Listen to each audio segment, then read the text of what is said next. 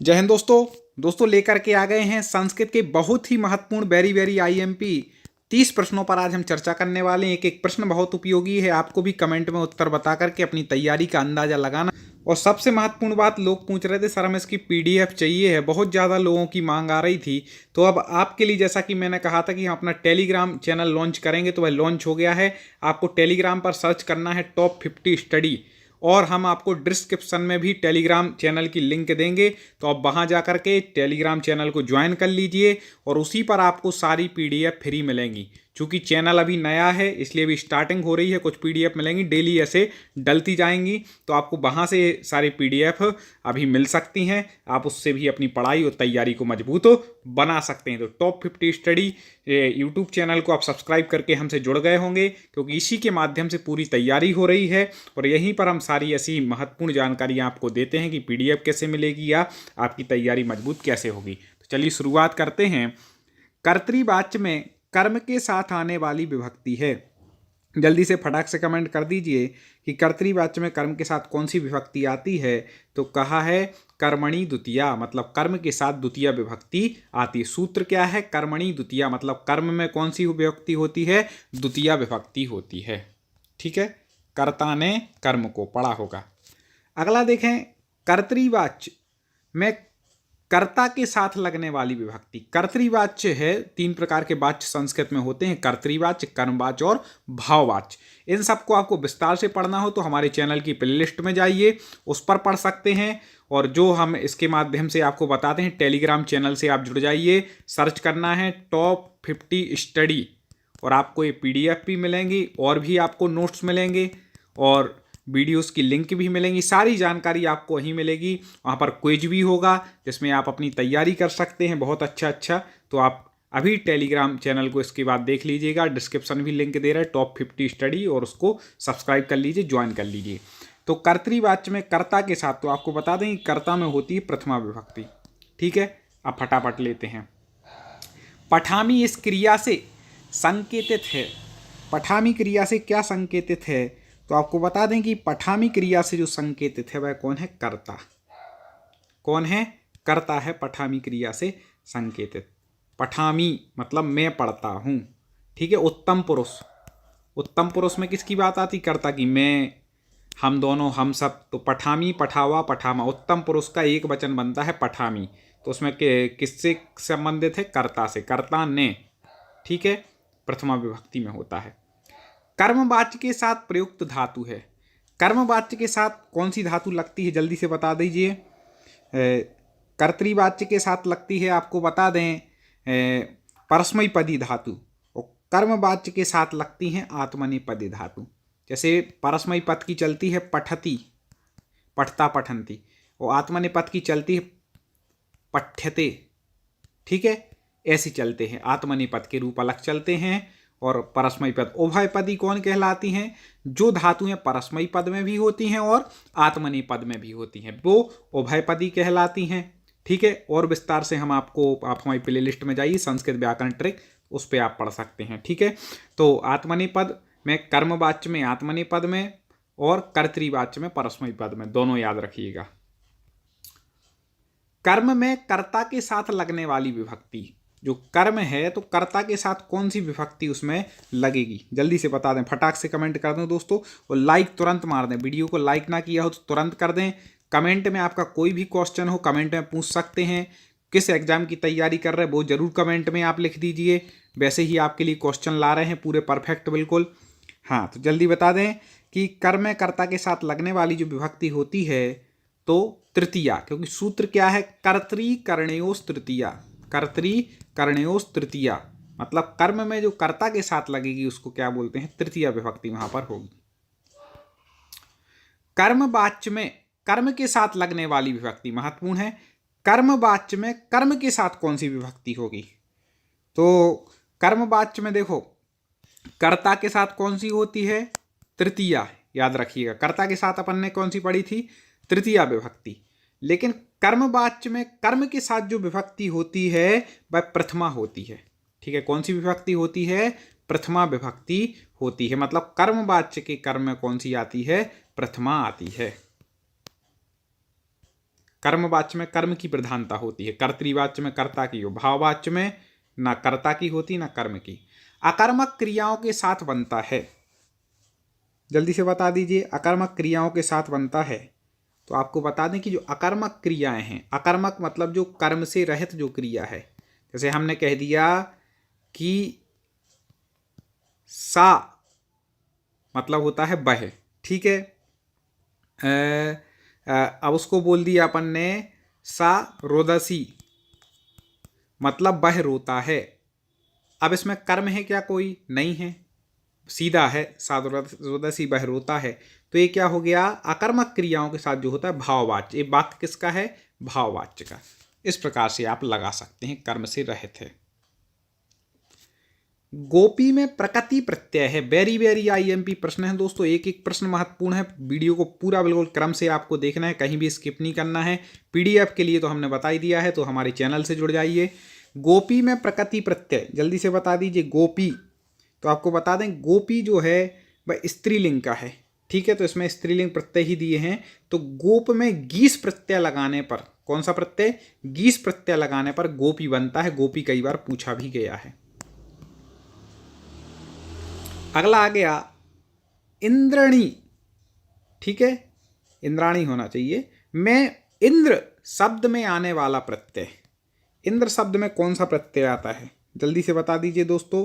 तो आपको बता दें इंद्राणी में इंद्र शब्द में जो प्रत्यय आता है वह गीस प्रत्यय लगाने से, इंद्र प्लस गीस, इससे मिलकर के वह बनता है, ठीक है। डी उत्तर ठीक हो जाएगा। हाँ बिल्कुल, कमेंट में उत्तर जरूर देना है। कई लोग इसलिए नहीं बताते कि उन्हें लगता है गलत हो गया, तो अरे कोई बेइज्जती नहीं होती दोस्तों, ठीक है ना। अभी भली गलत होगा, लेकिन जो अभ्यास आपका हो जाएगा, एक बार जॉब मिल जाएगी ना, तो सब आपको सल्यूट मारेंगे, आपकी प्रशंसा करेंगे, आज भली कुछ बोल रहे हैं। तो हमारा लक्ष्य है कि आपको एक अच्छी शिक्षक की जॉब दिलाना, उस लक्ष्य के लेकर के हम चल रहे हैं। बस आपको हमारा साथ देना है, हमसे जुड़े रहना है। कैसे जुड़ना है? चैनल को सब्सक्राइब करके, ठीक है। सब्सक्राइब करने के साथ कई लोग बोलते हैं सर नोटिफिकेशन नहीं आता, आप बेल आइकन दबा लें और ऑल नोटिफिकेशन ऑन कर लें, जिससे ऐसे संस्कृत के वीडियो अपलोड हों तो आपको मिल सकें, हमारी पीडीएफ इत्यादि नोट्स मिल सकें सारे। वस्त्र कीर्ति में कौन सा प्रत्यय है? जल्दी से बता दीजिए। वस्त्र कीर्ति में प्रत्यय, तो आपको बता दें कि वस्त्र कीर्ति में जो प्रत्यय है वह कौन सा है? गीस प्रत्यय है। सब स्त्रीलिंग के प्रत्यय हैं। महत्वपूर्ण आ गया। चंद्रमुखी में कौन सा प्रत्यय है?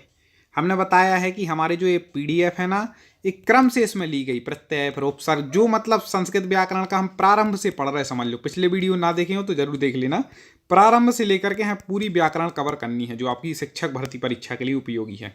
तो चंद्रमुखी में कौन सा प्रत्यय है? तो आपको बता दें चंद्रमुखी में गीस प्रत्यय, कई बार पूछा गया ये शब्द है। हाँ, हम जितने देर कुछ बात करते उतने में आपको फटाक से उत्तर बता देना है। इतो मनुष्य जाते में किस प्रत्यय का विधान है? इतो मनुष्य जाते में किस प्रत्यय का विधान है? तो इसमें भी गीस प्रत्यय का विधान है, ठीक है। गीस प्रत्यय से एक आध प्रश्न बन जाता है। स्त्रीलिंग का प्रमुख प्रत्यय है। छात्राभ्याम लेखौ लिख्येते, इस वाक्य में कर्ता कारक है। कर्ता कारक कौन है? क्या बोल रहे हैं? छात्राभ्याम मतलब छात्रों के द्वारा, ठीक है। लेखौ लिख्येते मतलब लेख लिखा जाता है, छात्रों के द्वारा लेख लिखा जाता है। अब देखो, कर्ता कारक पूछ रहे हैं, तो इसमें जो कर्ता कारक है वह है, हाँ बिल्कुल सही पहचान रहे, छात्राभ्याम। छात्र यहाँ पर कौन है? कर्ता हैं, जो क्या कर रहे हैं? लिखना रूपी क्रिया को कर रहे हैं। और कर्म क्या है? लेख, क्योंकि लेख को लिख रहे हैं।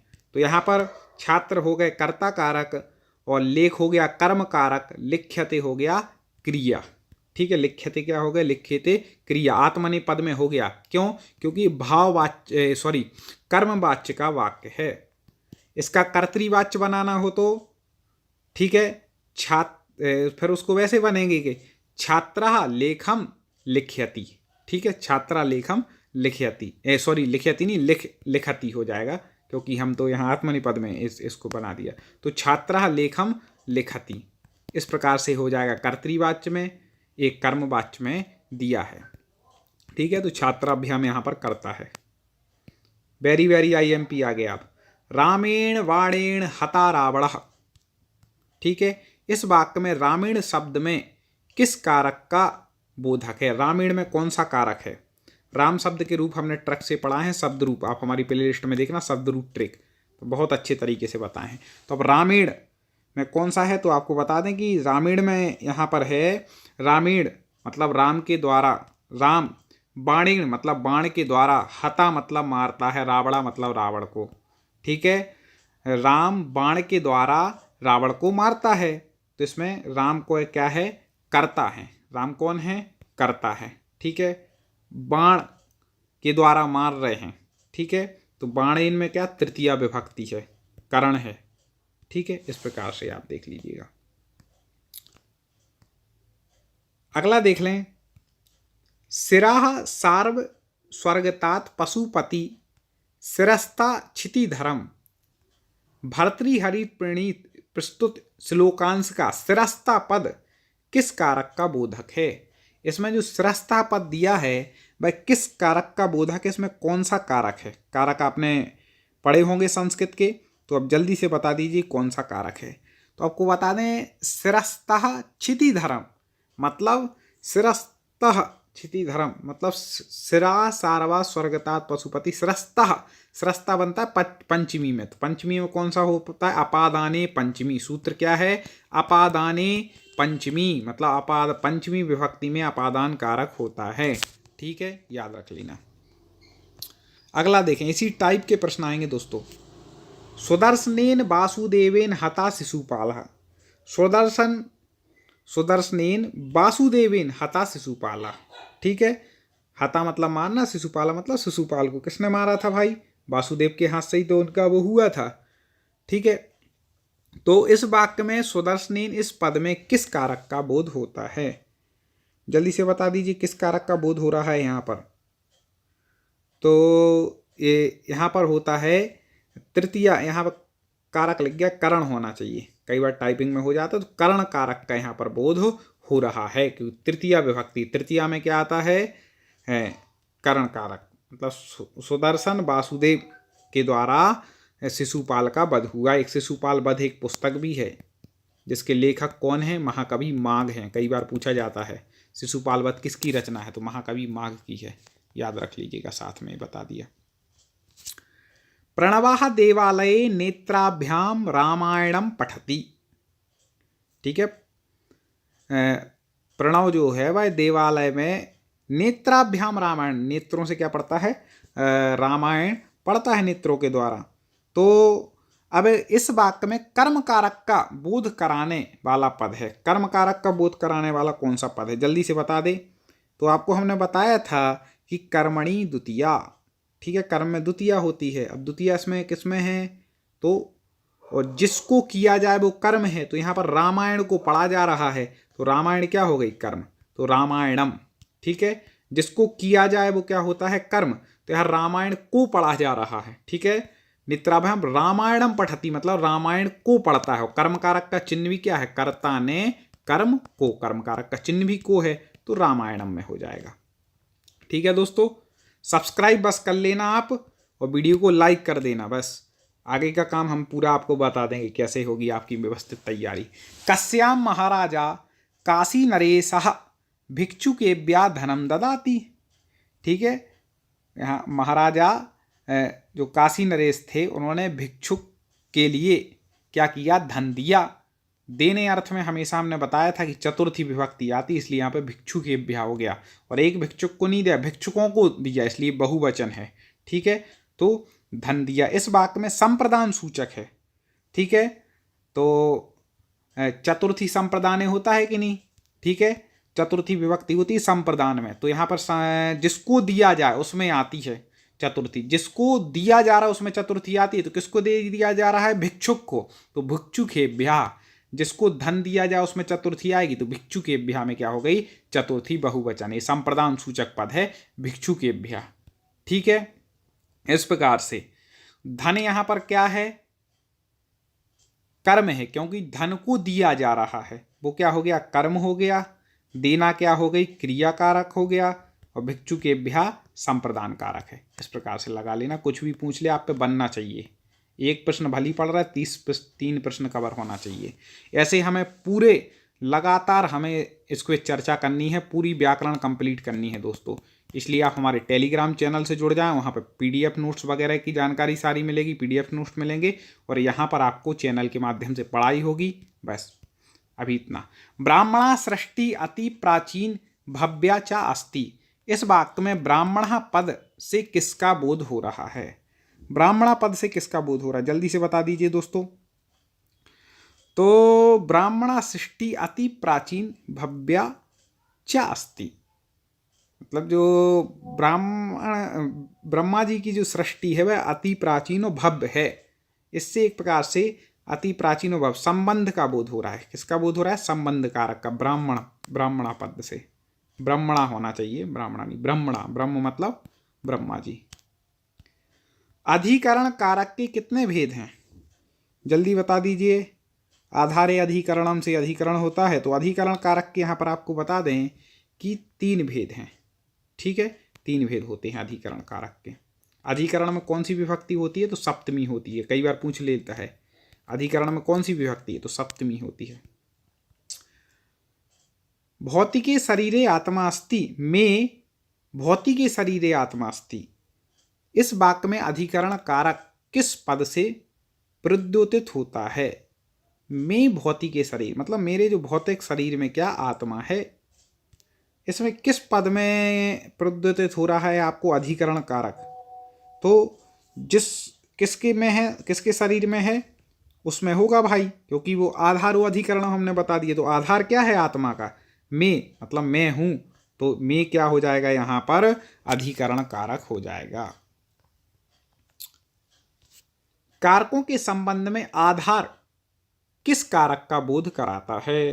अभी हाल हमने सूत्र बता दिया, अधिकरणम आधारम। किसका? अधिकरण कारक का बोध क्या कराता है? आधार।